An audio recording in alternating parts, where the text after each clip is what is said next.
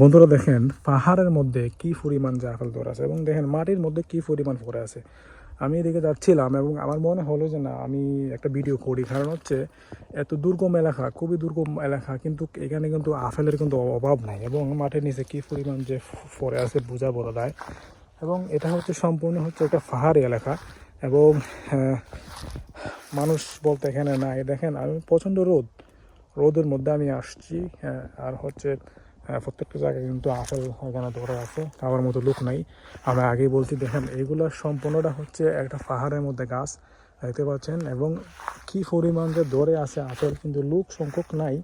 আর এখানে আমি দেখতে পাচ্ছি যে সাপ থাকার মতো যে গর্ত দেখতে পাচ্ছেন, এখানে কিন্তু গর্ত আছে সাপের, অর্থাৎ এখানে কিন্তু সাপও আছে।